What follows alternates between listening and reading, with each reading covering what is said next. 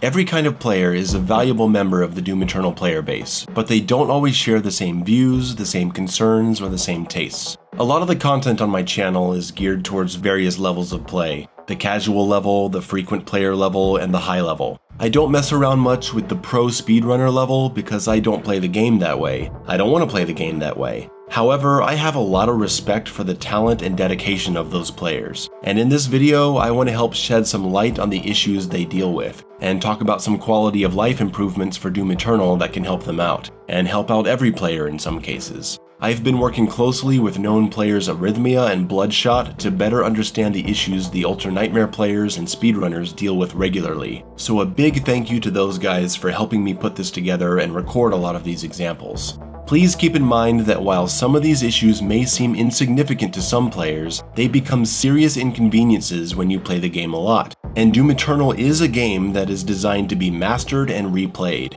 There's a lot to go through here, so buckle up.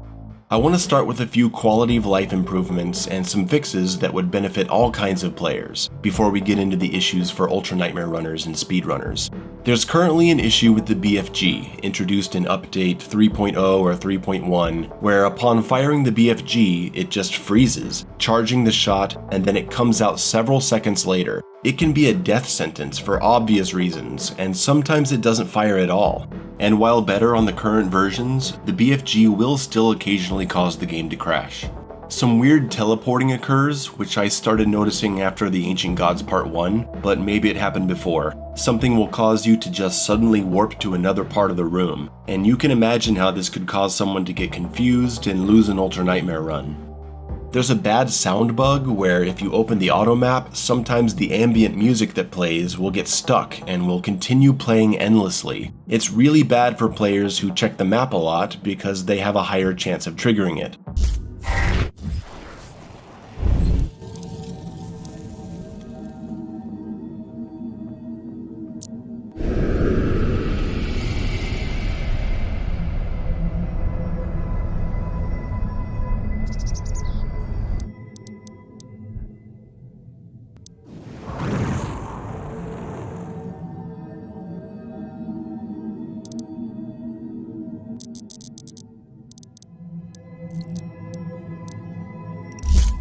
When using the classic weapon pose, the position of the rocket launcher can cause lock-on rockets to break lock-on. Shooting a volley of rockets has a weird delay before you can shoot the next one, and sometimes it loses the target and you have to reacquire. The issue does seem to go away once the weapon is mastered, but that really shouldn't be necessary. Battery animations in the hub world are still unskippable. It's a nice animation, we appreciate the artist's work, but the other unskippable short cutscenes at least have a purpose to show new players where they need to go or look. Unskippable battery animations become very tiresome to look at, and imagine how it is for players who specialize in 100% runs where they need to unlock every door. That's 20-something battery animations every time. This is something that absolutely needs to be skippable at this point. We also need the opening cutscene of the campaign to be skippable from the very beginning, so Ultra Nightmare goes straight to the first combat room, like how Doom 2016 went straight to the outside Mars area. Learning how to play Ultra Nightmare requires a crazy amount of repeating the first levels because they're the most challenging due to your limited weapons and resources, and hearing that opening monologue over and over can really drive you insane. And making the first visit to the Ripitorium optional would greatly improve the Ultra Nightmare experience. It would also be very nice to be able to turn off the mini cutscenes that show you where to go, at least on Ultra Nightmare. Anyone playing Ultra Nightmare already knows where to go, and these interruptions get annoying when you're playing the game this many times. There's a PC mod that allows the animations in the cutscenes to happen but doesn't take away player control, and that would be fantastic to have in the game. Currently, there is no system in place to remember a player's most recent loadout, likely because that wouldn't apply to the base campaign. If you lose an Ultra Nightmare run, you're back to the beginning with only the shotgun. But with the DLCs, it's a different story. You start with every weapon and rune unlocked, and each DLC starts you with certain mods and runes equipped. Every time you start the game, you need to go in and manually set up your preferred mods and runes, which is fine the first time, but if you're dying a lot and having to restart, or just restarting because you're trying to practice, you have to do this every time and it gets really tedious. It would be so helpful to have a system in place that remembered the last loadout you had. It's okay to have to set it up every time we open the game and start fresh, but upon death and restart in-game, it should remember what you last had equipped. Or even better, a menu option to customize the default loadout when starting a DLC mission. Moving on to grenades. Grenades are very important in Doom Eternal, and there are some suggestions on how to make their use smoother. First, there is barely any sound difference when selecting different grenades. We don't always have a moment to look at what type is equipped, so a distinct audio cue would be wonderful. Additionally, we need a distinct sound for the recharge of the ice bomb, because when we hear that recharge beep, there's no way to know which grenade is now ready. These two changes would help everyone, especially people who play without the HUD and base everything off sound cues. For those of us that use the HUD, it would also be really nice to have both grenade types appear on screen to monitor their recharge progress. I think everyone would love this option. If the developers think this would add too much visual information for new players to keep track of, there's an easy solution. Simply make it an option in the game menu that knowledgeable players can turn on. Another idea is to make the ice bomb its own separate button, because if we have a grenade button and a grenade switch button, you could just make the switch button be the button for the ice bomb, and it wouldn't be taking up any extra buttons so controller players aren't inconvenienced. Being able to instantly access either grenade would go perfectly with being able to see both grenade types on screen at once. Also, if it's possible, if we have to keep the grenade switch button, it would be nice to be able to switch grenade types while in glory kill or chainsaw kill animations. If there's a technical reason for why this isn't possible, it would at least be nice to know what that is. And if it can be changed, everyone would love it. Speaking of grenades, the game still suffers from faltering inconsistencies, whether that be enemies not always faltering on sloped surfaces or stairs, or just straight up ignoring hard falters. Sometimes a cyber mancubus will trigger its defensive hit after a falter. Doom hunters are pretty bad about this too, but every enemy has issues with it. id Software is aware of this issue. I've been told that they're working on it, and I imagine the faltering system is a very complex thing to deal with in the game engine. Fingers crossed that some kind of progress is seen soon, because it will make the game much more consistent. Next up, we have the menu screens. Originally in Doom Eternal, you could pull up the menu and reload a checkpoint or exit to the main menu at any time. After the 1.1 update, a checkpoint cooldown was added, which means that after every checkpoint, you have to wait 10 seconds before you can reload the checkpoint. The checkpoint option will come back in 3 seconds if you're loading a checkpoint, and it will take 10 seconds if you're crossing into a new checkpoint. Maybe this was implemented to prevent certain skips, but checkpoint reloading is common practice not just for speedrunners, but for players who are trying to practice strategies for certain parts of the game, and for content creators like myself who are regularly experimenting with ideas and trying to record specific footage. Reverting this back to the old way would make things so much smoother.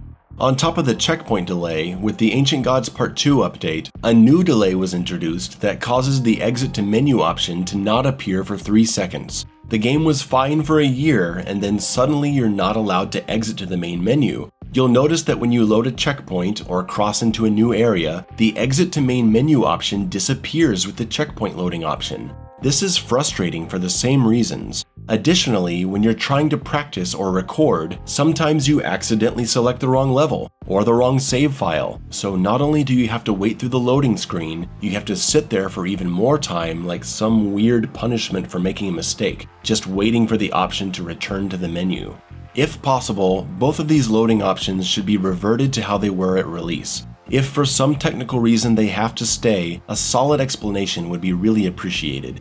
There's a theory that this was included as a way to prepare for invasion mode, which, who knows, it's speculation. But the speculation comes from a lack of communication about these changes.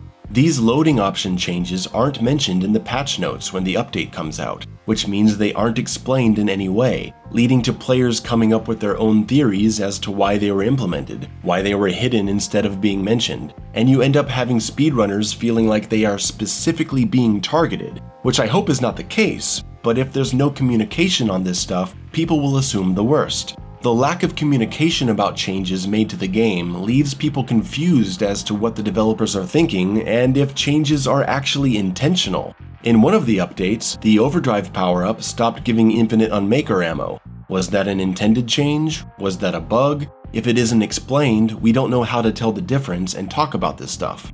There are a couple other issues that seem like they are specifically to counter speedrunning because they are unexplained, namely the addition of kill zones and invisible walls, but some things could possibly have another explanation. Let's look at the Icon of Sin boss fight. The Icon of Sin has 8 points of armor you have to destroy. Destroying 1 point causes him to go through an armor-breaking animation. Previously, you could break multiple armor points consecutively and cause the Icon of Sin to enter a stunlock phase with multiple armor break animations, preventing him from attacking or summoning more waves of enemies. Now he has been updated so that sometimes he'll be able to attack or summon between armor breaks, which for speedrunners simply adds more waiting time, because if you're good enough to be speedrunning the game at this point, an extra wave of enemies or attacks doesn't present a threat to you. It's just extending the duration of the fight while not adding anything. So for really good players, speedrunners or otherwise, it would be nice to go back to the previous stunlocking ability. However, I try to see this from another side. I want you to imagine a first-time player's experience, or even just someone who's on their second or third playthrough, raising the difficulty. They aren't very good at the game yet, they haven't memorized boss behaviors, they're just playing the game.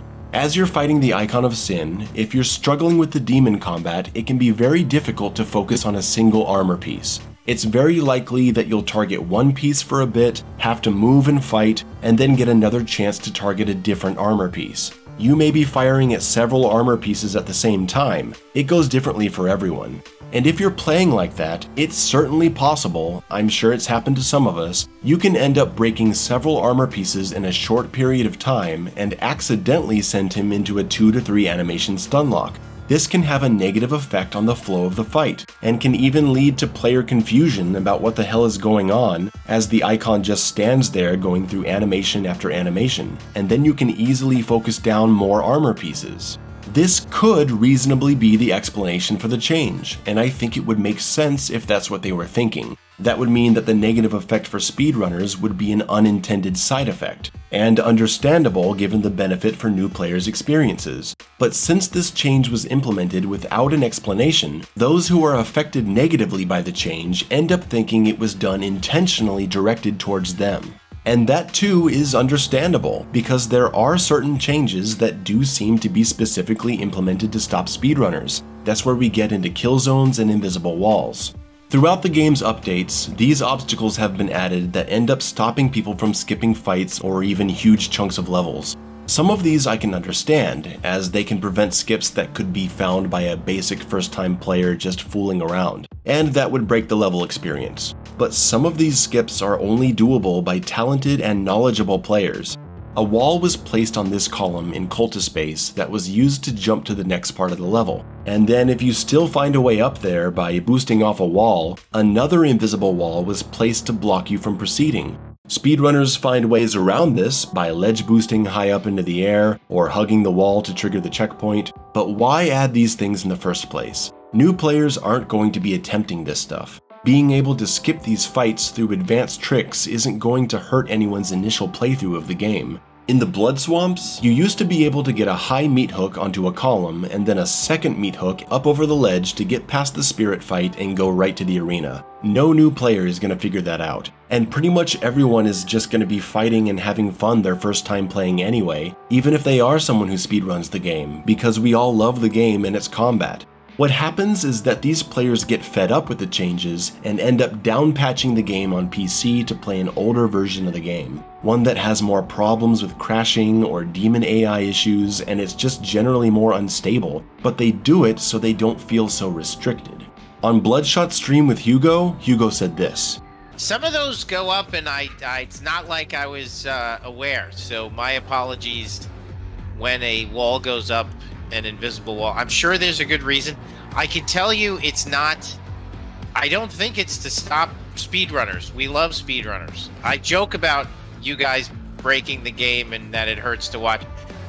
We love it. I mean, we don't really care otherwise. I mean, I think it's hilarious. But yeah, someone asked me that, like, what about these walls that just came up? I'm like, I'm not aware, but that, my apologies. Usually I can tell you this when somebody puts it up. it's usually for performance reasons or something. If the additional walls are indeed for performance-related issues, it would be nice to know the details, because these things tend to feel like they're put there to prevent specific skips. For example, the spear on Exultia. Players used to be able to use a boost and get up there. It's a skilled trick, like most skips, and then in Update 1.2, they blocked it. Something like this being added without explanation leads to speedrunners feeling like they're being specifically targeted, which may not be the case, but you can't blame them for thinking it because they are the only ones directly affected by this. And as far as I know, speaking with people who actually perform this skip regularly, there weren't any known performance-related issues here. Several invisible walls and kill zones have been added, and they are documented in an excellent video by Bloodshot, which I'll link below. I think these walls should be removed, if it's possible, as well as some of the poorly placed kill zones like in Exultia. You're supposed to cross the lava with the monkey bars, and if you fly too far to the right, you're warped all the way back. You're not even landing in the lava, you're just moving more to the right in the air. Something like that shouldn't trigger a kill zone. The last issue I'm going to bring up is spawn caps. Only 32 demons can exist at one time, and that's a lot. There are despawn triggers throughout the levels, so if you pass certain points, the demons left behind in the last encounter disappear so they don't take up memory in the game. However, some fights do not have despawn triggers, so these demons continue to take up space. This issue can lead to arena fights getting slowed down because if the game's memory only has space for, say, 3 demons, it ends up prioritizing fodder demons instead of trigger demons. Trigger demons being the important demons that spawn during the fight that are part of the fight's progression and are necessary to kill to finish the fight. If you're skipping parts of the level and you're unfortunate enough to have hit the 32 demon spawn cap, demons cannot spawn at all and your game will be soft-locked, killing an Ultra Nightmare run. At this part in UAC Atlantica, there's a Mancubus that's supposed to burst through the wall, but he just doesn't, because the spawn cap has been hit. The only way around it is if you're on PC and running mods. You can see that we input kill AI into the console commands, and now the Mancubus has room to spawn. Here's an example of enemies staying in the game's memory even after they've technically despawned. The troopers in Amora that appear with the Pain Elemental. You can see that they take up a bunch of memory. If we move on to the next fight with the Marauders and Screechers and continue through the level, the Demon Troopers continue to take up memory, even though they've technically despawned. If we use a trick to get back to the Demonic Trooper area, they're gone, but their guns are still here, which is weird. Something isn't right here. The spawn cap issue is actually much more pervasive in the Ancient Gods Part 1 than it is in the base game or Tag 2. So maybe a couple more despawn triggers could be placed throughout the maps if it's not too much trouble. Is the spawn cap issue the performance-related reason for implementing certain invisible walls? One can only speculate at this point. But now we start getting into the really specific stuff, and I don't want to bog down this video talking about too much stuff like that. I think I've covered a good amount of important issues that affect not just speedrunners and Ultra Nightmare runners, but some for other kinds of players too. If anyone at id Software sees this video, I hope you'll reach out to us for some more discussion on these issues. We bring this stuff up because of how much we love the game. I hope that's clear. And the Ultra Nightmare players and speedrunners, while being a small part of the player base, tend to be some of your most public voices and advocates for the game. I'd love to see them able to enjoy the game more. And most of all, I'd love to see everyone have a better experience, players and viewers. Thank you for your time. Thank you again to Bloodshot and Arrhythmia for helping me with this. It's been a long time coming. See you all in the next video. Sticky bombs suck.